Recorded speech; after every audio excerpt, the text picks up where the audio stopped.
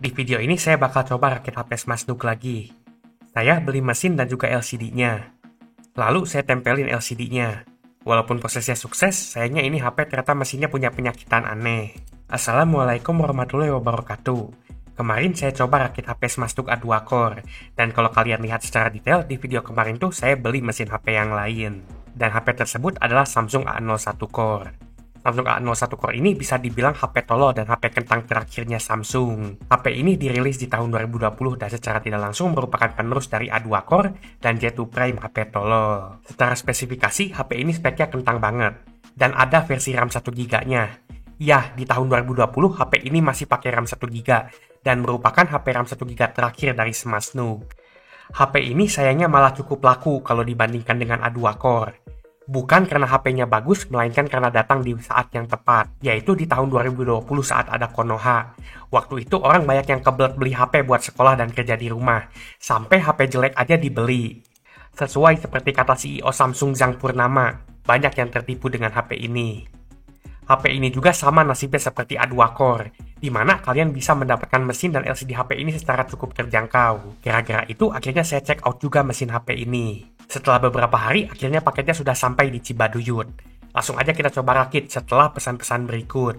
Ternyata ada loh yang sama-sama murah selain mesin Samsung A2 Core dan mesin A01 Core. Membership channel ini juga harganya murah banget. Bahkan lebih murah dari kedua mesin HP tersebut. Murahnya itu pakai banget. Dan kalau udah join membership, kalian bisa muncul namanya seperti yang ada di layar ini. Selain itu, kalian juga kalau join membership bisa nonton video khusus si MMA yang membership aja. Yah, beneran jauh lebih murah. Karena harganya cuma 5.000.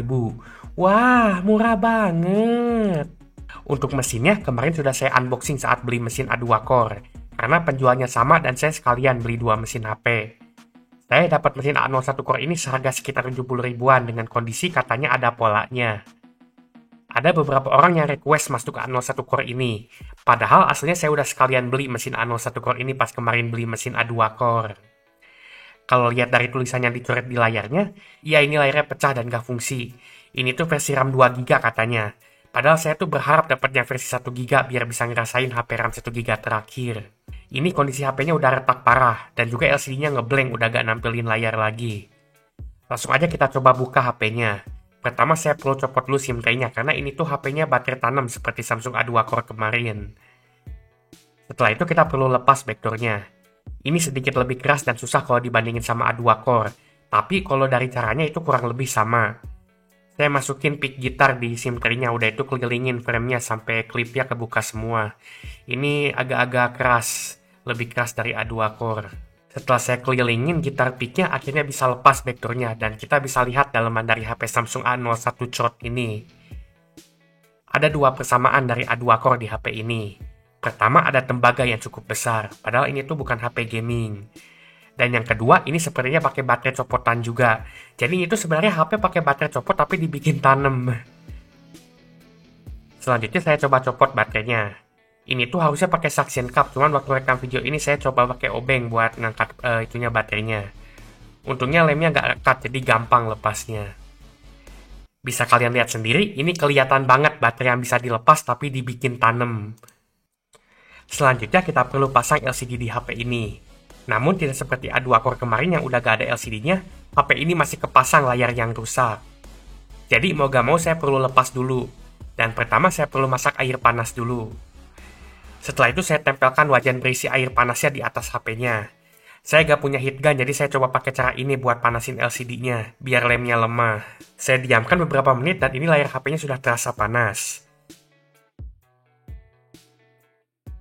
Selanjutnya saya bisa coba angkat si LCD lamanya ini. Dan setelah pakai gitar pick dikelilingin, ini akhirnya bisa copot juga si LCD-nya. Dan karena LCD-nya panas, jadi lemnya tuh jauh lebih lemah dan lebih gampang buat misahin LCD sama frame-nya.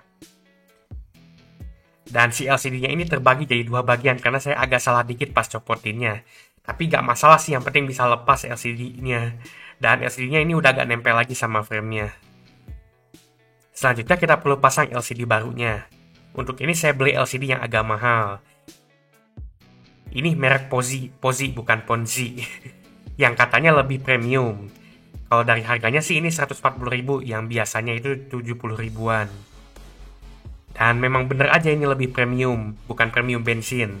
Dari packingnya ini kerasa banget lebih mewah dibandingkan LCD A2 core kemarin yang dari Mosi. Kalau kemarin tuh cuma dikasih bubble wrap aja. Sedangkan kalau LCD Pozi ini tuh dapat bungkus karton keras ditambah ada busanya juga. Setelah LCD-nya ter-unboxing, saya langsung coba pasang di HP Smash Duke A01 core-nya. Bedanya ini konektor LCD-nya itu ada di bawah dan harus dimasukin lewat lubang. Konektor LCD-nya ada di bagian bawah bareng dengan port USB-nya. Dan saat saya coba nyalain HP-nya, sayangnya ini nggak mau nyala. Di sini saya udah mulai agak takut. Jangan-jangan mesin yang saya beli ini nggak fungsi atau LCD-nya nggak kompatibel malah bikin short dan matot. Tapi saya sempat dengar itu getaran, dan di sini saya agak curiga mungkin baterainya kurang alias kosong banget. Jadi saya coba cas berjam-jam HP-nya, dan ini tuh layarnya sempat nyala juga. Tapi karena saya tidak kesabar, jadi saya akhirnya YOLO aja saya coba pasang si LCD-nya. Pertama saya lem dulu pinggirannya. Karena HP ini tuh layarnya full screen, ini tuh lebih susah prosesnya dibandingin HP yang layarnya pendek yang bezelnya masih besar.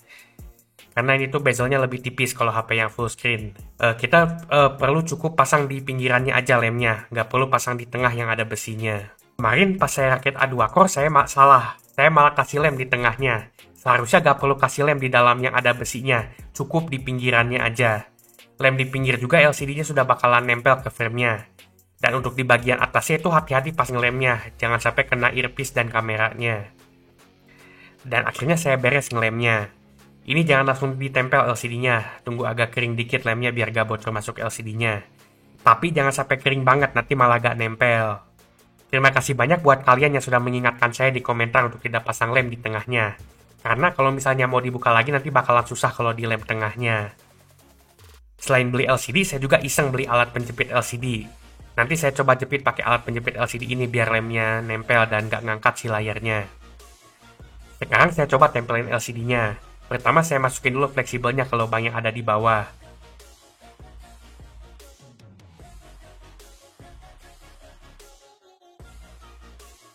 Dan setelah fleksibelnya masuk, saya tempelin konektornya itu ke konektor yang di bawahnya yang dekat colokan USB. Setelah itu saya coba tekan-tekan LCD-nya pelan-pelan biar nempel ke frame-nya.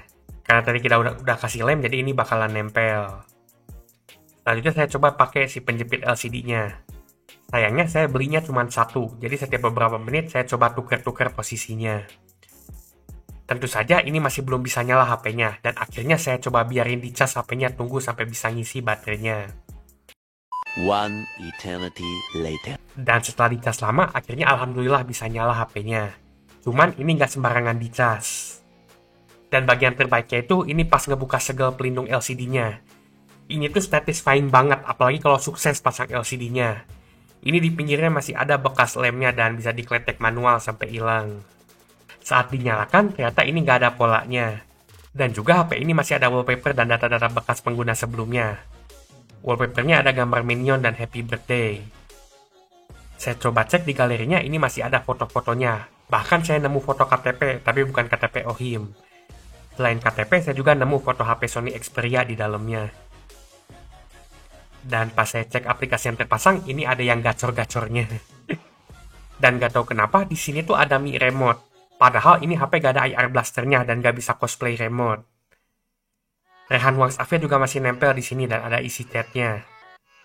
Selain WhatsApp, SMS-nya juga masih ada di sini. Tentu saja isinya SMS spam operator. Tapi yang paling bikin saya shock itu pas saya coba buka browser Chrome. Ternyata di historinya ada bekas YouTube warna biru. Dan pas saya cek di setting, ini HP beneran versi RAM 2GB dan internal 32GB. Saya sih antara senang dan sedih sebenarnya.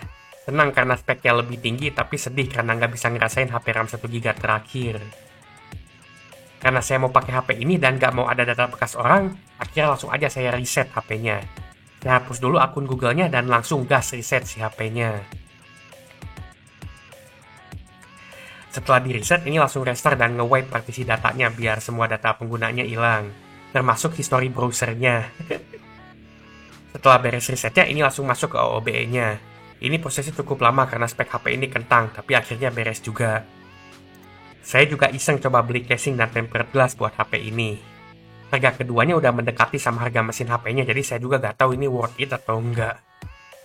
Untuk casingnya saya beli yang transparan yang biasanya tuh gak lama kemudian bakal menguning. Dan juga untuk tempered glassnya saya beli yang full, yang ada item-item di pinggirnya. Saya juga sekalian beli buat jatuh cam HP tolol. Pertama, buat pasang tempered glassnya saya oles dulu pakai tisu basah yang nomor 1. Ini buat ngilangin debu yang ada. Selanjutnya saya pakai tisu kering yang nomor 2. Ini buat ngeringin hasil dari tisu yang pertama tadi yang basah. Selanjutnya kita akan coba pasang tempered glassnya ini. 9H ini bohong ya, karena glass is glass. Dan tetap aja aslinya cuma sekitar 6-7H. Dan setelah terpasang, sekarang HP ini jadi lebih terlindungi. Dan kalau jujur, kalau HP dipasangin tempered glass itu memberikan rasa lebih tenang bagi saya. Saya lebih tenang megang HP-nya kalau pakai tempered glass dibandinginnya tanpa tempered glass. Setelah tempered glass, kita akan coba pasang casingnya. Untuk caranya tanpa tutorial pun seharusnya kalian tahu. Tinggal tempel dan pasang aja, udah itu masukin HP ke dalam kondom, itunya casingnya. Sama seperti tempered glass, casingnya juga memberikan rasa tenang pas pakai HP-nya. Tapi sih ini HP murah sebenarnya, jadi sebenarnya ngapain juga saya worry banget sama HP kentang beginian. Setelah HP-nya bisa nyala dan di-reset, saya akan pakai HP ini buat simpen rehan WhatsApp. Alasannya karena HP yang saya pakai sekarang tuh gak bisa WhatsApp gara-gara udah gak perawan dan sudah di custom ROM yang gak support WhatsApp. Sebenarnya sih ini bisa diakalin oprek pasang modul dan lain-lain, tapi saya lagi males banget. Cuman yang jadi masalah di HP ini tuh HP nge-lag banget. Bahkan gak tahu kenapa, kadang lebih nge-lag dibandingkan A2 core kemarin yang RAM-nya cuma segiga. Ini tuh padahal A01 core yang versi RAM 2 GB. Mungkin ini efek dari prosesornya juga yang masih kuat core dan juga Android 10-nya yang lebih berat. Walaupun di sisi lain kelebihannya tuh bakal lebih didukung lebih lama dibandingin Android 8.1. Kalau dari UI-nya ini tuh mirip banget sama One UI, tapi gak ada branding One UI-nya sama sekali. Ini tuh kayaknya One UI yang lebih disunat daripada One UI Core, jadi di bawahnya One UI Core. MediaTek MT6739 yang ada di HP ini juga masih 28 nanometer, dan HP ini tuh sering terasa hangat. Kalau kalian lihat dari angkanya, kalian nggak salah. Ini tuh adalah penerus dari prosesornya jatuh cam HP tolol alias MediaTek MT6737T. Tapi ada hal yang saya suka dari HP ini. Ini HP ukurannya kecil dan enak buat dipegang, dan bahkan lebih enak dipegang daripada A2 Core. HP ini tuh kiri kanannya lebih kecil daripada A2 Core dan juga lebih panjang, jadi buat dipegang tuh lebih enak. Buat yang nyari HP compact, mungkin A01 Core ini bisa jadi opsi. Cuman ya sayangnya performa dan speknya HP ini tuh bisa dibilang enggak banget. Selanjutnya saya coba browsing buat gantiin wallpaper HP ini. Dan ini udah kelihatan pas ngetik di browser juga udah nge-lag banget. Karena ini HP bakal dipakai cuma buat nyimpen WhatsApp, jadi saya bakal coba pasang foto rehan WhatsApp di wallpapernya. Aslinya sih saya tuh orang yang males buat pasang wallpaper, dan saya tuh lebih suka pakai wallpaper bawaan HP. Tapi untuk HP ini saya bakal iseng coba pasang dan download foto rehan WhatsApp.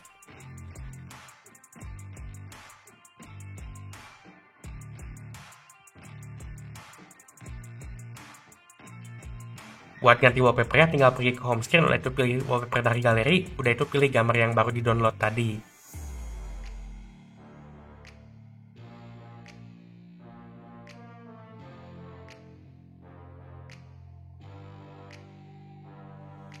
Dan sekarang HP ini wallpapernya sudah jadi rehan WhatsApp. Dan sangat disayangkan, ternyata mesin yang saya dapetin ini memiliki minus yang aneh. Saya gak tahu ini apa dari sananya atau karena saya masangnya nggak bener. Jadi HP ini tuh gak mau kalau dicas pakai kabel charger biasa, baik di colok PC ataupun ke adaptor. Nah kalau kayak gitu, terus gimana caranya saya bisa ngecas HP ini kalau begitu? Saya coba colok USB OTG ke HP ini juga gak bisa. Ini flashdisk card readernya juga gak mau nyala sama sekali dan gak dapet power. Tapi pas saya cek di GSM Arena, ternyata emang HP ini tuh gak support OTG. Saya tuh cuma bisa cas HP ini pas dicolok ke speaker, ini tuh aneh banget. Dan yang bikin susnya itu ini speakernya merek Smasnook juga. Itu pun saat dicas di sini tuh muncul warning, katanya tuh nyolokinnya nggak bener. Di sini saya mulai agak curiga ini short si port USB-nya. Saya agak curiga ini kemungkinan antara port USB atau papan PCB di itunya hubungan ke bagian bawahnya ada yang rusak. Untuk sekarang, untungnya saya bakal cuma pakai HP ini buat simpen rehan WhatsApp aja. Dan kemungkinan nggak perlu port USB bisa connect ke PC. Mungkin kedepannya saya coba gacha lagi mesinnya karena agak kurang worth buat coba benerinnya juga. Mending beli mesinnya lagi daripada benerin port USB-nya. Jadi kesimpulannya apakah worth it buat rakit atau pakai Smasnook A01 Core sekarang? Jawabannya menurut saya enggak. Tapi ada kecualinya. Walaupun saya benci banget sama performa HP ini, tapi saya cukup suka dengan ukuran compactnya HP ini. Dan HP ini juga cukup enak dipegang. Jadi kalau kalian perlu HP tumbal yang ukurannya kecil dan kalian bisa kesabar dengan nge-lagnya HP ini, dan hanya untuk penggunaan ringan aja HP-nya, mungkin HP ini masih bisa dicoba juga. Cuman secara harga sih HP ini tuh mepet-mepet sama yang speknya lebih tinggi seperti Samsung A01 biasa yang bukan core. Jadinya agak kurang worth it juga dan tanggung. Dan sayangnya gacha saya juga agak kurang wangi. Walaupun di sisi lain tuh saya dapat yang RAM 2 GB tapi ternyata dapat mesin yang bermasalah port USB-nya. Itu saja sekian dari saya, semoga video ini bermanfaat.